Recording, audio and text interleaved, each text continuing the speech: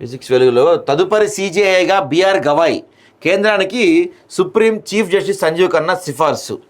ఇది చూడండి, ఇది డోలో టాబ్లెటా చాక్లెటా? డోలో టాబ్లెట్ల చాక్లెట్ల 5 ఏళ్లలో 350 కోట్ల టాబ్లెట్ల అమ్మకాలంట.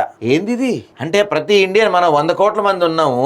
సో దాదాపు ప్రతి ఒక్కళ్ళు 3.5 టాబ్లెట్లు వేసుకున్నారు. ఇక దాన్ని ఏమంటారు, ఈ కరోనా అప్పుడైతే చాక్లెట్ తిన్నారు వీటిని, డోలోల్ని. కరోనా వస్తుందని భయంతోనే తిన్నారు ముందు నుంచే. అయితే కరోనా తర్వాత విపరీతంగా పెరిగిన డోల్ 650 వాడకం, నెత్తిన వచ్చినా జ్వరం వచ్చినా ఇష్టం వచ్చినట్టు మింగేస్తున్న జనం. అతిగా వాడితే లివర్ కిడ్నీలు దెబ్బతింటాయన్న డాక్టర్లు.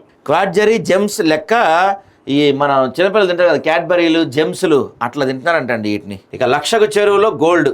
భూభారతి పై నేటి నుంచి రెవెన్యూ సదస్సులు అంట. భూభారతి పైలట్ ప్రాజెక్టుకి ఎంపిక చేసిన 4 మండలాల్లో నేటి నుంచి రెవెన్యూ సదస్సు నిర్వహించున్నారు. ఆయా గ్రామాల రైతులకు ఎలాంటి భూ సమస్య ఉన్నా ప్రత్యేక ఫార్మేట్లో దరఖాస్తులు తీసుకుంటారంట. జపాన్లో సీఎం టీం స్వాగతం పలికిన భారత రాయబారి సిబు జార్జ్. నేడు వివిధ సంస్థలతో రేవంత్ చర్చలు. కిషన్ రెడ్డి, ఆ ఏనుగులు ఎట్టిపోయాయి? ఏఐ ఫోటోలు వీడియోలతో ఫేక్ పోస్టులు పెడతావా? అదే నిజమైన పోస్ట్ అయితే ఎందుకు డిలీట్ చేశావు? కేంద్ర మంత్రిపై శ్రీధరబాబు ఆగ్రహం. తప్పు చేసి వితండవాదమా అని చెప్పి కిషన్ రెడ్డి అంటున్నారు. ఇకనైనా అబద్ధాలు మాని కోర్టు చెప్పినట్టు చెట్లు నాటండి. అర్ధరాత్రి ఫ్లడ్ లైట్ల వెలుగులో చెట్లు నరికేశారని రాష్ట్ర సర్కార్పై ఫైర్. వీళ్ళిద్దరి మధ్య నడుస్తున్న డిస్కషను చూద్దాం. ఇక ఈ అంశంలో ఇక్కడ సుప్రీంకోర్టు విధ్వంసానికి పాల్పడితే చూస్తూ ఊరుకోం. ఆ 400 ఎకరాల్లో మీరేం చేస్తారో మాకు అవసరం లేదు. 100 ఎకరాల్లో చెట్లు నరికివేయడంపై మా ఆందోళన. కంచగచ్చిబౌలి భూముల వ్యవహారంలో రాష్ట్ర ప్రభుత్వాన్ని ఉద్దేశించి సుప్రీంకోర్టు వ్యాఖ్యలు. పర్యావరణ అనుమతులు పాటించినట్లు తేలితే సిఎస్ అధికారులంతా జైలుకి వెళ్తారని హెచ్చరిక. తొలగించిన చెట్లను పునరుద్ధరించి వన్యప్రాణుల సంరక్షణకు చర్యలు తీసుకోవాలని ఆదేశాలు. అప్పటిదాకా స్టేటస్కో కొనసాగుతుందని వెల్లడి.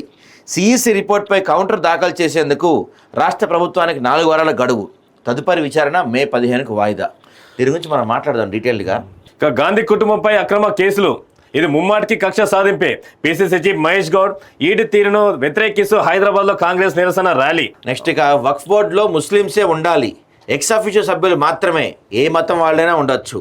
వక్ఫ్ సవరణ చట్టంపై విచారణలో సుప్రీంకోర్టు కీలక వ్యాఖ్యలు. హిందూ ట్రస్టుల్లో ముస్లిం అనుమతిస్తారని కేంద్రానికి ప్రశ్న. మధ్యంతర ఉత్తర్వులు జారీ దిశగా సంకేతాలు. తదుపరి విచారణ నేటికి వాయిదా వేయబోతున్నారు. ఇక రాజీవ్ యువకాశ లబ్ధిదారులకు 15 రోజులు ట్రైనింగ్. ఈ స్కీమ్ గేమ్ చేంజర్. ప్రభుత్వం నుంచి 6,000 కోట్ల ఖర్చు, లబ్ధిదారులకు 1,600 కోట్ల బ్యాంకు లోన్లు.